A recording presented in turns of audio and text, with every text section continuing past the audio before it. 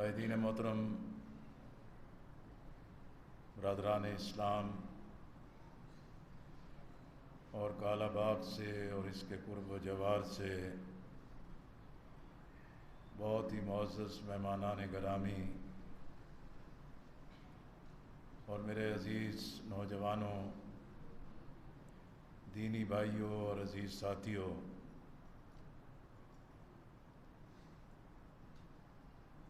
عبدالرحمن فاروق رحمۃ اللہ علیہ اس دنیا سے رخصت ہو گئے، اور یہ ہمارا ایمان اور یقین ہے کل نفس ذائقۃ الموت، ہر ذی روح نے موت کا مزہ چکھنا ہے، اور موت پیچھے رہ جانے والوں کے لیے ایک درس ہوتی ہے، اور جانے والا یہی پیغام دے رہا ہے کہ میں اپنی باری پر رخصت ہو گیا ہوں، کل آپ کی باری ہے، اور اللہ کے ہاں حاضر ہونے کی تیاری ہونی چاہیے۔ میں انجمن تاجران کالا باغ کا بھی شکر گزار ہوں، جماعت اسلامی کی تنظیم اور قائدین کا بھی شکریہ ادا کرتا ہوں، جناب حافظ جاوید اقبال ساجد صاحب کا، امیر ضلع کا، کہ جنہوں نے خاص طور پر مجھے ٹیلی فون کر کے اس پروگرام کے لیے مدعو کیا،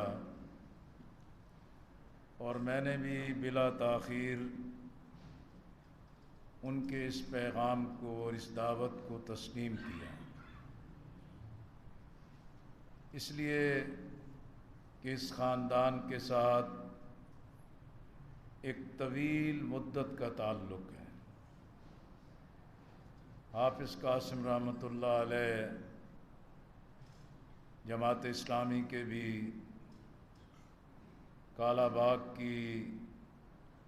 دینی، سیاسی اور سماجی سطح کے بھی ایک بہت ہی شاندار رہنما تھے، اور ان کی بڑی خدمات بھی تھیں اور بڑی قربانیاں بھی تھیں۔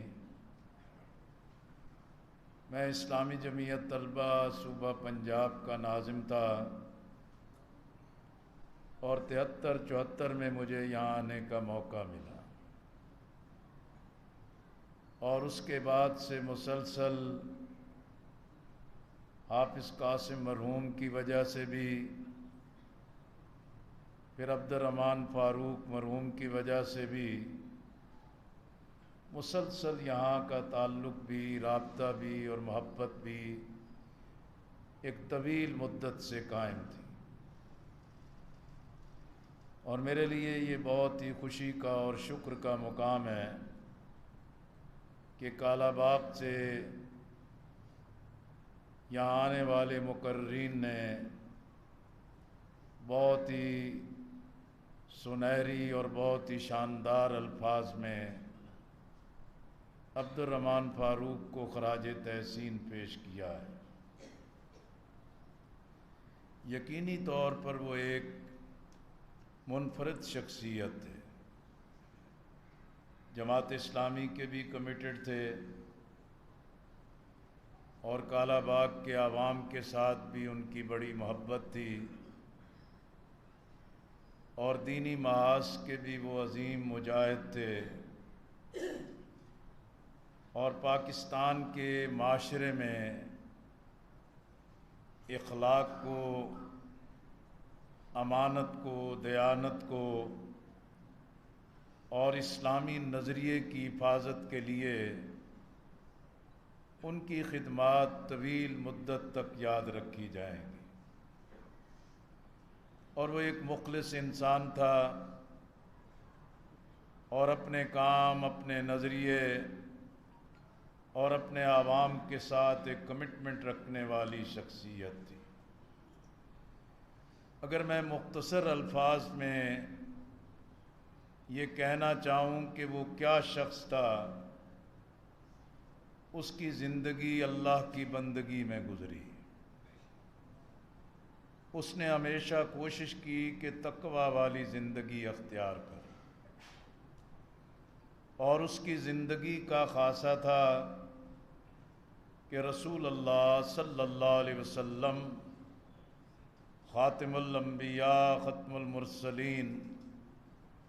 رحمت للعالمین کے ساتھ اس کا والہانہ عشق تھا، اور پھر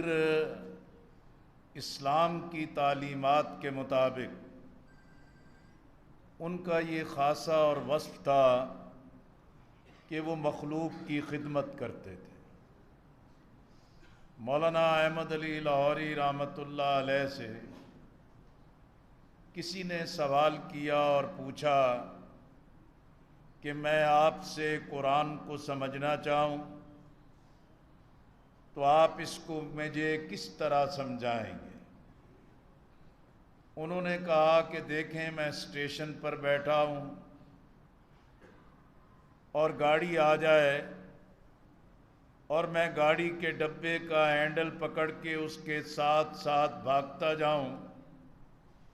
تو پھر بھی میں مختصراً قرآن کا پیغام تمہیں سمجھاؤں گا، اور وہ یہی ہے کہ اللہ کی بندگی بجا لاؤ، رسول اللہ صلی اللہ علیہ وسلم کی اطاعت کرو اور مخلوق کی خدمت کرو، اور قرآن و سنت کے اصولوں اور پیغام کو نافذ کرنے کے لیے جد و جہد کرو۔ میرے عزیزوں اور میرے بھائیوں، دینی محاذ پر بھی، سیاسی اور سماجی محاذ پر بھی بے شمار لوگ ہیں جو شاندار کردار رکھتے ہیں، صاحبان علم ہیں اور عوام کے لیے ایک نیک جذبات رکھتے ہیں، اللہ اور اللہ کے رسول کے ساتھ محبت رکھتے ہیں، لیکن عبد الرحمن فاروق نے اپنے لیے جو ایک منفرد مقام پیدا کیا، اور وہ اس بنیاد پر پیدا کیا کہ دین کی محبت بھی اس میں کوٹ کوٹ کر بھری تھی، لیکن مسلک کی، گروہ اور پارٹی کے تعصب سے بالا تر تھا۔ اس کے اندر سیاسی طور پر جماعت اسلامی سے وابستگی تھی، لیکن اس کے اندر وسعت نظر تھی اور اس کا قلب وسیع تھا، اور عامت الناس کے ساتھ ایک محبت اور عقیدت رکھنے والا شخص تھا۔ پھر وہ کاروبار میں تھا، تجارت میں تھا، اللہ بہت بہتر جاننے والا ہے، لیکن ہم اس کے بارے میں گواہی دے سکتے ہیں کہ وہ ایک کھرا آدمی تھا اور ایک سچا انسان تھا، امانت اور دیانت کے ساتھ وہ کام کرنے والا شخص تھا۔ وہ لوگوں کی سنتا بھی تھا، لیکن اپنے موقف، اپنی دلیل کی طاقت کے ساتھ لوگوں کو قائل کرنے کی بھی صلاحیت رکھتا تھا۔ اسی طرح جماعت کی مجالس ہوں، معززین کی ساتھ نشستیں ہوں، سیاسی لوگوں کے ساتھ اٹھنے بیٹھنے کا معاملہ ہو، اللہ نے اس کو ہمت دی تھی کہ وہ سچی اور کھری بات کرتے تھے اور اپنے موقف کو سلیقے کے ساتھ پیش کرتے تھے، اور ہمارے ساتھ ان کا ایک بڑا محبت کا تعلق تھا۔ گزشتہ عرصے سے ان کی سماعت متاثر ہوئی اور آلہ بھی لگایا ہوتا تھا،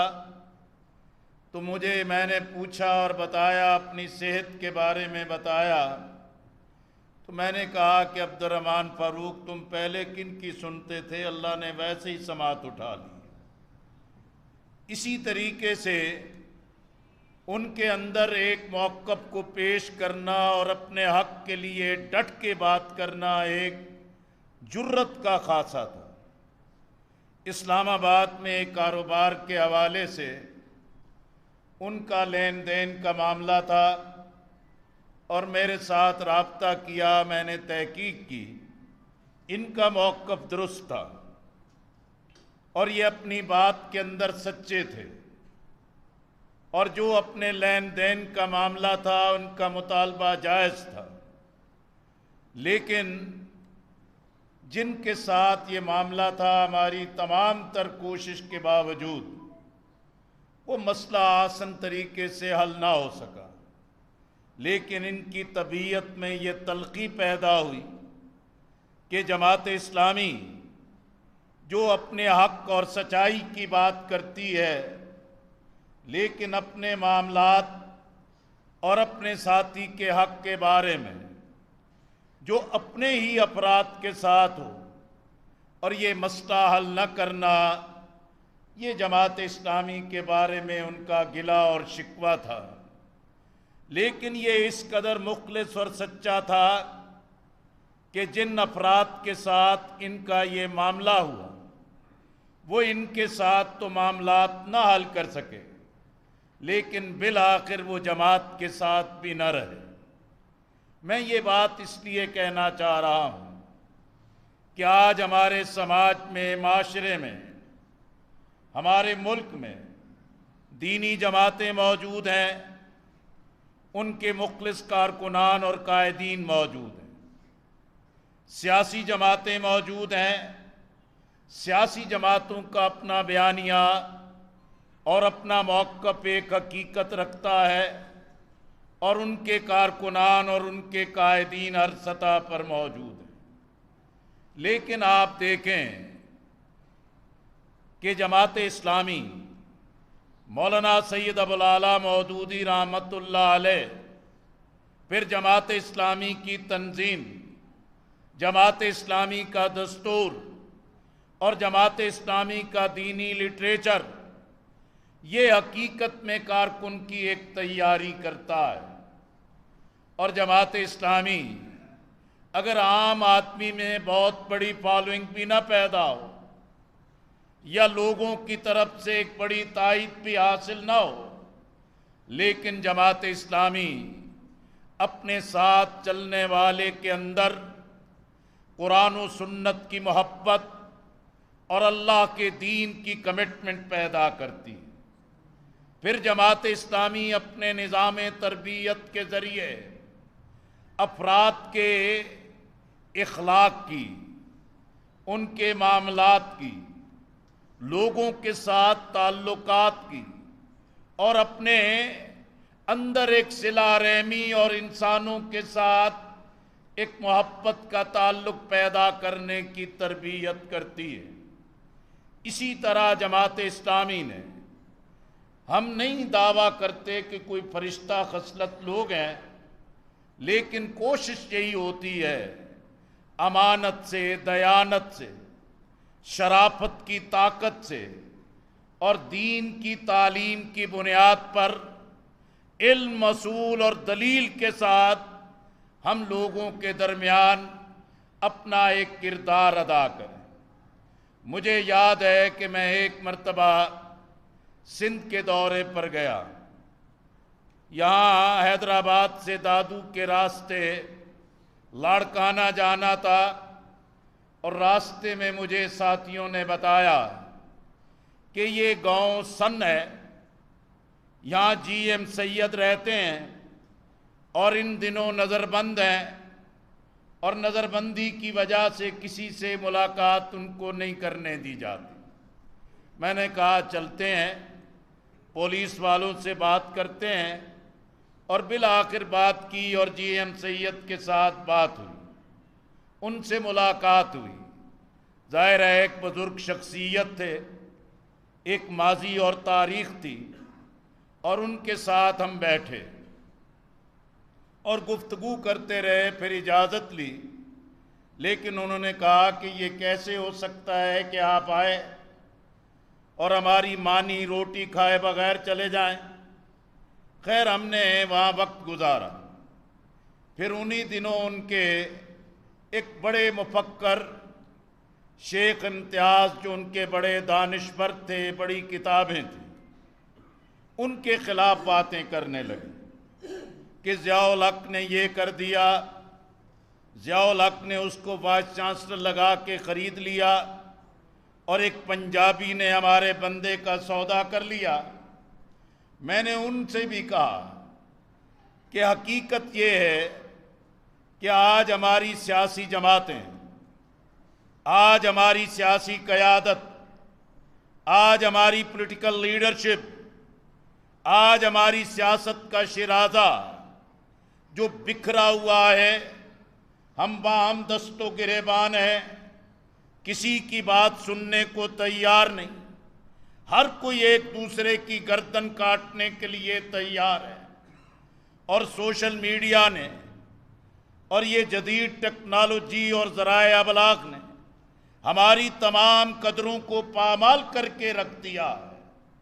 اور میں نے اس وقت بھی ان سے یہی کہا کہ حقیقت میں پارٹیاں اپنی جگہ حقیقت ہے، سیاست اپنی جگہ حقیقت ہے، جماعتیں اپنی جگہ حقیقت ہیں، لیکن جماعتوں کی طرف سے یہ خیال نہیں رکھا جاتا کہ اپنے سیاسی کارکن کی جمہوری اور قومی اور سیاسی تربیت کی جائے۔ ہم دینی جماعتوں کے اندر اس بات کو پوری گہرائی کے ساتھ دیکھیں، قرآن و سنت بنیاد ہے، اللہ کی توحید بنیاد ہے، رسول اللہ صلی اللہ علیہ وسلم کی عشق ہماری طاقت اور بنیاد ہے، خلفائے راشدین، صحابہ کرام، اہل بیت کے ساتھ ہماری محبتوں کی بنیاد ہے۔ لیکن آج ہر مسلک جو ہے اپنے اندر بیٹھ کے اپنے گرد ایک انتہا پسندی کی سوچوں کی دیواریں پیدا کر کے آپس میں تعلقات منقطع کر بیٹھا ہے، جس سے آج ہمارے معاشرے میں اللہ کے دین کے غلبے کی طاقت کی بجائے یہ فساد بڑھتا چلا جا رہا ہے۔ ہم اسی طرح اپنے سماج میں، اپنے معاشرے میں دیکھیں، مفادات ہیں اور مفادات کا الجھاؤ ہے، اور مفادات کی بنیاد پر ہمارا ایک قومی کردار مسمار ہو رہا ہے، زوال پذیر ہو رہا ہے۔ اور جماعت اسلامی حقیقت میں اپنی جماعت کے اندر رہتے ہوئے، لوگوں کے ساتھ تعلق پیدا کرتے ہوئے اسی بات کے لیے کوشاں رہتے ہیں کہ ہم اپنے ساتھ چلنے والوں میں امانت اور دیانت کے ساتھ اخلاق کی قدر کو، لوگوں کی خدمت کے جذبے کو اور لوگوں کے ساتھ تعلق کے احساس کو پیدا کریں۔ ہم اللہ کا شکر ادا کرتے ہیں، ہمیں اس بات پر فخر ہے، اور آپ سب بھی گواہی دے رہے ہیں، اللہ کے گھر میں بیٹھ کے گواہی دے رہے ہیں، اور ہم بھی اس کے ایک ساتھی، جماعت کے ایک ذمہ دار کی حیثیت سے گواہی دیتے ہیں کہ اے اللہ، یہ تیرا سچا بندہ تھا، تیرے دین سے محبت رکھنے والا تھا، تیری مخلوق کے ساتھ ایک جذبہ رکھنے والا شخص تھا۔ اس کے درجات بلند کر دے، بخشش کر دے، تمام مراحل کو آسان کر دے، اس کے خاندان، اس کی اولاد، ان کے بھائیوں کو اللہ تعالیٰ ان کے لیے صدقہ جاریہ بنا دے۔ میرے عزیزو، والدین موجود ہیں، باپ موجود ہیں،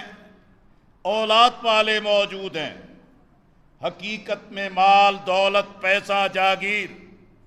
اور دنیا کی چمک دمک اور دنیا کا حاصل کردہ مال عملاً کوئی حیثیت نہیں رکھتا۔ والدین کے لیے اس کی اصل حیثیت اور طاقت اس کی اولاد ہے، اس کے بیٹے اور بیٹیاں ہیں۔ اور آج ہمارا معاشرہ، ہمارا گھر گھر ہمارے گھر کی چار دیواری یہ پوری ریاست کے نظام اور سیاست کی افراتفری اور ذرائع ابلاغ کی جدید ٹیکنالوجی ہمیں ایک بڑی تباہی کی طرف دھکیل رہی ہے، اور آج ضرورت ہے اپنی اولاد کی فکر کریں، اپنے بچوں کی فکر کریں، اپنی بیٹیوں کی فکر کریں۔ یہ آج دیکھیں ہمارے گھر کے اندر معصوم اور چھوٹے بچے، اور آج کل والدین مائیں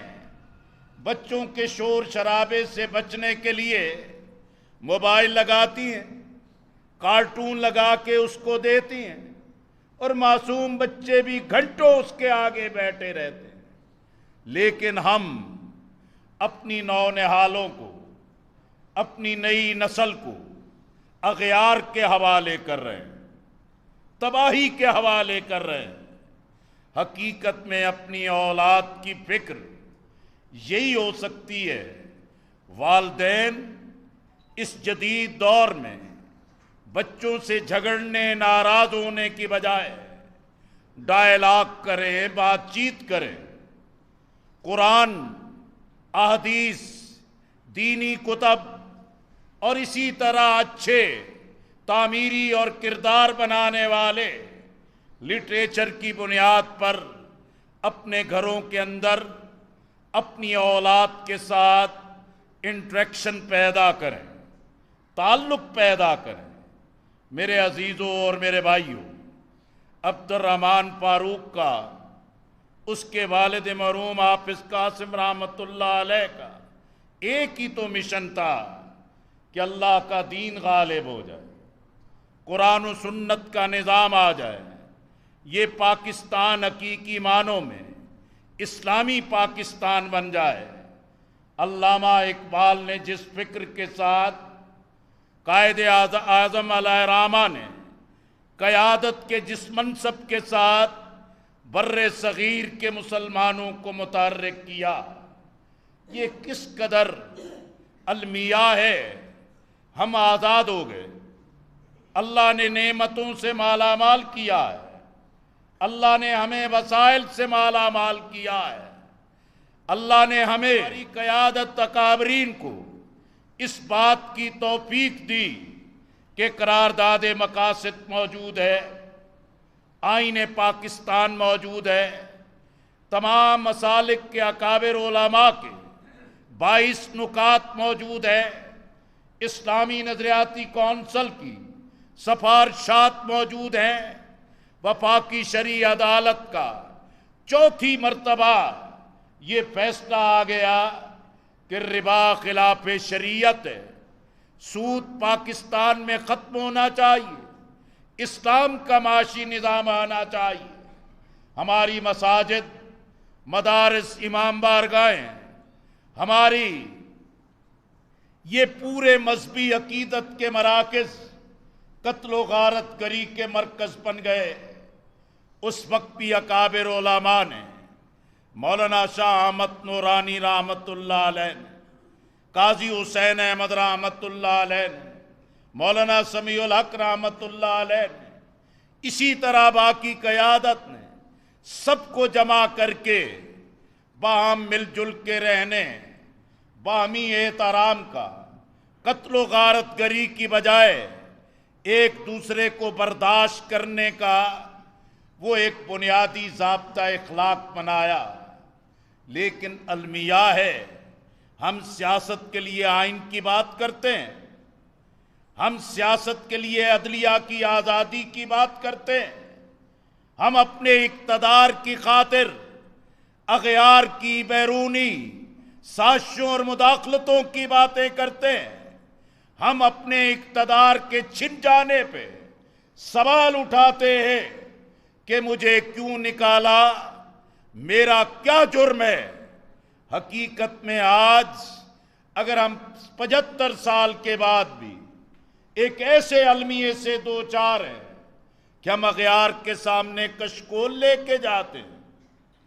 ہم بھیک مانگتے ہیں، قوم کی تذلیل کرتے ہیں، اپنی قوم پر، اپنے وسائل پر اعتماد نہیں کرتے، اور آج ہماری سیاست پھر ایک بڑے بحران سے دوچار ہے۔ میں سمجھتا ہوں کہ عمران خان کا اقتدار ختم ہوا، ایک نیا بھانمتی کا کنبہ اقتدار میں آ کے بیٹھ گیا۔ حقیقت میں یہ اسٹیبلشمنٹ نے گریٹ ڈبل گیم کی ہے، اور اس کا انجام ایک بڑی تباہی کی طرف جا رہا ہے۔ میں سمجھتا ہوں سیاست کرنا، احتجاج کرنا، جلسے کرنا، اپنا موقف پیش کرنا ہر قیادت اور لیڈر کا حق ہے، لیکن ملک کو بھی ترجیح ہونی چاہیے، عوام کے مسائل کو بھی ترجیح ہونی چاہیے۔ عام آدمی کے لیے زندگی گزارنا ناممکن ہو گیا ہے۔ آج ضرورت ہے قومی قیادت، نیشنل لیڈرشپ، ضد کو، انا کو، ہٹ درمی کو اور اختلافات کے یہ جو پہاڑ کھڑے کر دیے گئے ہیں، یہ سب کی تباہی کا باعث بنیں گے۔ قومی لیڈرشپ کو ڈائلاگ کرنا ہوگا، قومی لیڈرشپ کو قومی ترجیحات پر اکٹھا ہونا ہوگا۔ یہ نظام نہیں چل رہا، یہ انتخاب کا طریقہ غیر مقبول ہو گیا ہے۔ پاکستان کے عوام کو قومی سلامتی کے تقاضا ہے کہ ایک ایسا انتخاب ہو جو شفاف ہو، غیر جانبدارانہ ہو، متناسب نمائندگی کی بنیاد پر ہو، عوام کا اعتماد بحال ہو، اور قومی وسائل کی منصفانہ تقسیم ہو۔ یہ سود کی لعنت، یہ قرضوں کی لعنت، یہ کرپشن، لوٹ مار، بد انتظامیوں کی لعنت کہ میرا چور اچھا ہے، اس کی ہر قیمت پر حفاظت ہونی چاہیے۔ دوسرے کا چور غلط ہے اس لیے کہ وہ دوسرے کی چھتری میں ہے۔ یہ فلسفہ بھی پاکستان کو تباہ کر چکا ہے۔ سیاسی جماعتوں کو اپنے اندر سے کرمنل لوگوں کو، بدگماش لوگوں کو، کرپٹ لوگوں کو نکالنا ہوگا، وگرنہ یہ سیاست کسی کے ہاتھ میں برقرار نہیں رہے گی۔ میں نے یہ بات اس لیے کی کہ عبد الرحمن فاروق ایک جیدار، جرت مند سیاسی کارکن تھا۔ وہ اس معاشرے میں ایک صاف ستھری سیاست بھی کرتا تھا، اور پاکستان میں وہ حقیقت میں اللہ کے دین، اسلامی اور خوشحالی کی جد و جہد کرنے والا شخص تھا۔ میری دعا ہے کہ اللہ تعالی مرحوم کی مغفرت کر دے، ان کے درجات بلند کر دے، اور ان کی رحلت سے جو خلا پیدا ہوا ہے، اللہ کے خزانے میں کوئی کمی نہیں ہے، اس جیسے اور لوگ آگے بڑھیں اور اس معاشرے کی قیادت کریں۔ میں ایک مرتبہ پھر جماعت اسلامی کے قائدین کا، جناب جاوید اقبال ساجد صاحب، جناب حافظ نعمان انصاری صاحب، جناب خورشید خان صاحب اور باقی تمام مقامی قائدین کا، اور بالخصوص انجمن تاجران کے قائدین کا شکریہ ادا کرتا ہوں۔ اللہ تعالیٰ مرحوم کے درجات بلند کر دے، خاندان کو صبر جمیل عطا کرے۔ وآخر دعوانا ان الحمدللہ رب العالمین۔